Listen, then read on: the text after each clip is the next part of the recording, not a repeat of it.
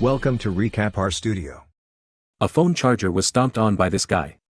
His blood experienced this change. When Ray heard that a gang of armed men had taken over a building, he was a soldier on duty in Kenya. It seems that a sensitive hostage scenario was also present. Ray was aware of the risk, yet he persisted in finishing the task despite this. While his squad mates took shelter behind him, he stood at the entrance. And then all hell broke loose. Through the door, the nasty people inside began firing at them. The in-charge officer issued the order to hold off on the breach. But Ray did something remarkable instead of doing as he was told, like a good little soldier. As soon as he toggled his aimbot and launched a flashbang into their hiding place, he dashed inside. Before ascending to locate the captive, he shot every single one of those nasty men with precise accuracy. Once there, the bad guy wanted a helicopter, which the chopper complied with, but he needed a phone to call one in. After being pointed out, the man quickly reacted by pulling out his shotgun and securing the captive. Then he sprung into action by activating his Glock and took care of business. When Ray returned from his mission, he nearly achieved the zero damage received award. Ray glances down and discovers his injured Darren. Ready to see his wife, he was. He explained to his comrades that very thing was why they were fighting. He was prepared to hug his wife in particular. They immediately celebrated his homecoming with a lovely vacation since his wife was very attractive. The next morning, Ray awoke alone and perplexed. "I'm heading out for breakfast," according to a note that he discovered after searching the bed. When they heard something coming from outside, they had been brainwashed in the restroom. Armed men stormed into his room, but when they saw Ray's image in the mirror they rushed in. Ray bamboozled Bonanza by using an old bathroom mirror to trick the intruders, and they all started fighting in a disorganized fashion. Finishing it off, this individual strikes Ray in the arm. It isn't particularly efficient. He then makes a stumbling exit from his room in pursuit of Gina, his wife. He runs into a kind-looking man, but he falls after becoming queasy. Ray is overshadowed by the suddenly less innocent man, who is carrying a needle. Ray had no clue where he was when he woke up. He just knew that his wrists were bound behind his back and that the environment in which he was located was unwelcoming to vegetarians. Then a guy entered the room from the rear. Identical dude. He performs a dripped-out attire before dancing smoothly in his direction. Ray remained mute when the guy asked him who had notified them about the captives from his last expedition. So, in order to somewhat up the stakes, the guy invites Ray's wife, today's visitor. Ray is becoming a little more chatty, but he still has nothing important to say. He says he doesn't know and only follows the instructions of his backers. In the end, the guy decides to disregard Ray's apparent relief. R.I.P. Venus. Ray is furious. But after that, he too falls asleep indefinitely until awakening once again. At a cutting-edge lab. When Ray opened his eyes, the room's superfluous yet stylish illumination overpowered him. When he sees a lady, her chest stands out more than the typical kind. Dr. Emil Harding and Katie, the lady he had previously met, visit Ray after he has completely recovered. The doctor informs Ray of the bad news that they brought him back to continue to suffer in the world of the living. He doesn't have any faith in it at all. Dr. Emil is given a tour of the hospital, but when he is questioned about his name, he is unable to even recall it. Here, robotic technology for the military is created, including exoskeletons and prosthetic limbs. He points to a room filled with equipment that seemed to belong in a sci-fi movie laboratory. Oh wait, according to Dr. Harding, it was their best ever invention. He then used his gavel to pierce his hand, but only to show off the amazing powers of the nanites within him. He had it in the first half, I won't lie. Ray marvels as he glances down at his hand. The nanites quickly mend his skin while moving about like insects, leaving no visible scars behind. However, Dr. Harding begs him to put the past behind him and think on the prospects for the future since his emotional scarring still hurts. In his instance, cancer caused him to lose his arm, along with his tennis career, so he built robo-arms in its place. This is when Dr. Harding grabs a cooler and gets set to meet some other augmented troops who are as odd as he is. The one that can run very quickly has bionic legs, while the other has bionic eyes on his chest. He walks up to his bed to sleep and has dreams about his wife. Of course, there is Katie who can breathe through a hole in her chest, a funny flex, but well, instead of feeling inspired by all this assortment says that they're all a bunch of wounded warriors, broken goods. Ray wakes up as the memories start to return and makes the decision to use his annoyance for good. When he goes to the gym to let off some steam, he punches through the bag rather than a bag. He's fairly stoked about this new talent until he discovers that, because you murdered the opponent, he can't really utilize it well in a boxing battle. Instead, he uses a concrete column as a punching bag to practice his new power on. His powerful smashes cause the concrete to start breaking. Ray then performs several more moves. It doesn't seem particularly secure. Ray concludes by doing a superset of curls. Curls are for the females, they say. Right on time, Katie appears and begins swimming beside him. She does underwater karate for him, which he finds to be really interesting but not very useful in actual fighting. They then unwind with a few beers. But soon a faint pulsating noise takes over the space. Ray immediately begins experiencing intense recollections of his wife while Katie glumly studies advice on the wall. He starts talking in the same way that he did when he last saw her. He eventually recovers, but by this time, he is aware of what must be done. He intended to flee the building and exact personal vengeance on Martin AX, the person who strangled his wife, but Dr. Harding was having none of it. "I own the body you are in." Ray replies, "No, I do as I like." He informed the array over his built-in brain Bluetooth, an unusual choice of words. He then stole a jet, downloaded the flight handbook to his head, and utilized his cybernetic talents to hack Martin's location. Finally, he deliberately positioned this vehicle on a crash path with Martin just because it seems awesome. Martin's automobile, flower, and flames were all inside the truck. Ray is not unaffected by the bulletproof glass, instead, he is popped and falls to the ground. But not before putting a canister of thermite in the vehicle. It melts into the engine, crippling it, but rebounds using his nanobot abilities and gives Martin's goons a beating. He makes the other man's arms bend backwards, and even Martin exclaims, "Whoa, that wasn't gold." In the meanwhile, Martin phones his friend, and it seems that they had anticipated the assault. They were equally prepared. They continued to undervalue the influence of family.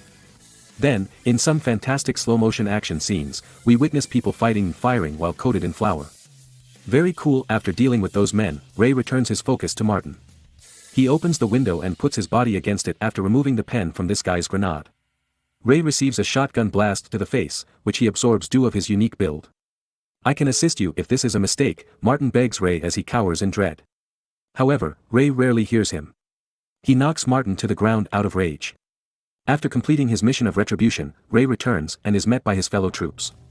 He informs Katie that he has finished what has to be done. Interestingly, Katie claims to be really perplexed. They all walk away from the explosion without turning around after Ray inquired with what then don't impose a brace vehicle. Since it looks good that way. Ray attempts to stand up in the lab when we arrive, but his motor abilities are impaired. Oh, Dalton starts outlining the details of how this arrangement really works. He despises being a babysitter, but this is always his favorite part, you see. He informs him that Gina is still alive as he leans into the arrays of a year. Ray is unable to communicate, but his eyes convey a lot. Ray's recollections, according to Dalton, are false, and they use his vengeance to kill their targets. He resembles a dangerous wind-up toy soldier. His memory is being erased. Dr. Harding is seen as we pan over. When Katie stated "I'm done too," he confronts her for deviating from the plan. We discovered that her breathing would be switched off if she had to leave this institution. Yes, with Xavier gone, it must be his. Ripon pays, and his wife intervenes. The secret to becoming a superhero, she tells Rick, is having the outfit make sense. He starts sketching right immediately, producing a variety of designs, some excellent, some horrible, and others we simply won't discuss. He finally completes his task just as Trey enters. He is really pleased with the suit, particularly how Rick made the cloth breathable and even allowed him to see through it before he became blind and lost his ability to breathe. By the time evening arrives, he has made the required modifications and is getting ready to crouch menacingly atop a gargoyle. Hey, here is where that man usually hangs out, and they agree to share, but this is really sort of strange. They start talking about their abilities after that. He's capable of setting himself on fire. He must be on fire if that is the case. When the guy passes out, Ricketts uses the fire extinguisher. You would never go on in that way. Rick is hired by a newspaper to produce shots of dragonflies, and his supervisor notices that the person taking the photos looks nearly exactly like a dragonfly. Rick, however, disproves that claim. Nicely done. Unexpectedly, a police standoff at the campus is reported. The supervillain Hourglass makes his debut at the university, leaving both men shocked as Rick vanishes. He is there to take some ceruleum, which he needs to survive, as alias Lou Landers. Dragonfly, however, is come to rescue the day. He must pass his love gaze to Jewel, who is also there, following his powerful blow, however. They come to a stop as he returns with the hourglass. As they spout cliched lines about heroes and villains, the camera pans about. They eventually take a pause to throw up since things are moving too quickly. Understandable. Returning to the action, some razor-sharp blades from the hourglass are able to cut through Diamond. But it's all right. Dragonfly doesn't have any gems on her. As the blades directly strike him, he attempts to avoid us, but our glass escapes. After some time, we see Rick coming toward the envious woman as she leaves the theater. She just went on a role audition for a superior film. He wanted to tell her a secret but lacked the confidence to do so. She told him, "I feel that you have something to tell me," and he returned with flowers. But he simply couldn't express his actual sentiments. Then he changed into a dragonfly. After she left, a group of thugs after her, ripped off his mask, and beat the bad men until they were all dead. Rick was twisting this guy's arm into spaghetti while looking passionately into Jill's eyes.